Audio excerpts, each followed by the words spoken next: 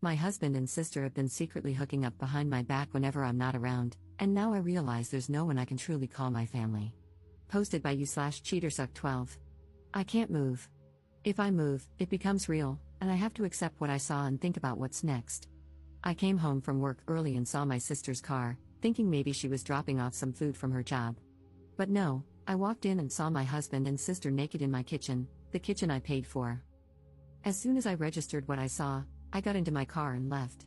I kept driving, just driving until I found the hotel I'm at now. I don't want to believe it. I don't know what to do. My sister, my only family, my best friend, the one who's supposed to be there for me and support me.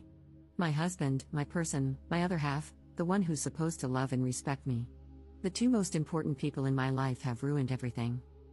I've blocked them both on my phone. I don't want to hear any of the BS excuses they'll come up with. I don't want to confront this. I want to go back to this morning when everything was fine. Update 3 days later. Sorry for not replying to comments or updating, things have been hectic.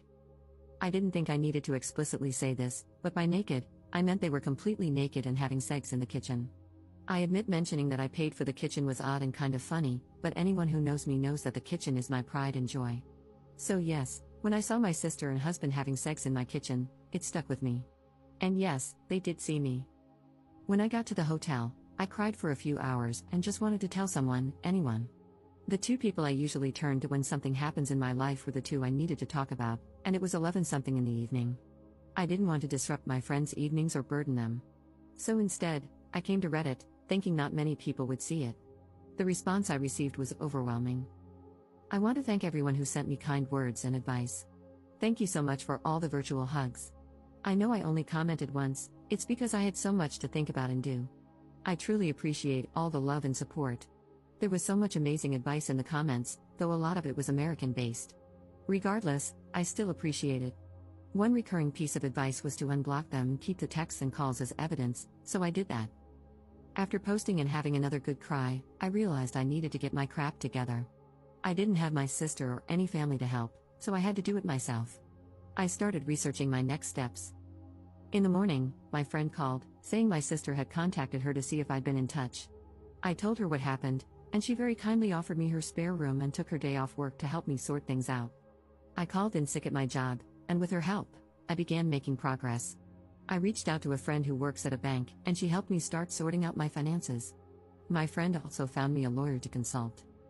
After my phone consultation with the lawyer, I was so overwhelmed. Now I understand why so many women don't divorce their cheating husbands. It's such a lengthy, expensive, and emotionally draining process. Thankfully, I make a stable income and can support myself, and fortunately, we don't have kids. I have to remind myself that things won't happen in one day, it will take time. As for the house, his parents bought it for us. To be honest, after what I saw, I don't even want it. I will try to get reimbursed for my beloved kitchen, otherwise, it can burn for all I care. This whole situation has been incredibly draining, but I knew I had to talk to them. There's no coming back for my husband, and when I checked his messages, they said exactly what I expected: I'm sorry. It's not what it looks like. We didn't mean for it to happen. Please come home. I love you, and so on, just absolute BS. A small part of me thought maybe I could forgive my sister since we only have each other. But after reading her messages, all hope was lost. She used the same excuses our father used when he cheated on our mother and abused us, and she echoed the same things our mother would say when excusing his behavior and abusing us herself. I spoke to her this morning and asked her to tell me straight up, who, what, where, when, and why. She told me that back in July, when I went on a girls' trip, she was at our house and joked to my husband that I'd cheat on him during the trip because that's what always happens. He said no, and they joked about it, but then she suggested he get even with me. That led to them having sex. Once turned into 2 or 3 times, and then it happened whenever they could manage it. There was never any evidence or sign that I was going to, or even thinking about, cheating. I told her we were done and there's nothing she can do to repair this. Later, I got a call from an unknown number. It was my mother, who I haven't spoken to in 7 years. It turns out my sister has been in contact with her and told her what happened. My piece of trash mother, the same woman who used to beat me for breathing wrong, had the audacity to say this is what I get for taking her daughters away from her. It hurts so much. I know things are going to get even messier, and it's going to be a long few years. I've now lost all my blood relations. I need to get all my stuff and find a new place. I want to show them that I can and I will thrive without them. Again, thank you all from the bottom of my heart for all the love and advice. To all the people in the comments who can relate to my situation, I'm so sorry. Second update 10 months later. I actually forgot about this account until recently, and when I logged back in, I saw so many people still commenting, messaging me, and checking up on me. To those people, thank you for your kindness. Since so many of you are still asking for an update, and because I've already shared such a big part of my life, I may as well give a small update.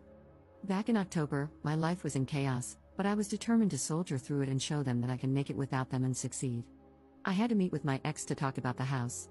He eventually gave up, and we decided to sell it. I was reimbursed for my beloved kitchen.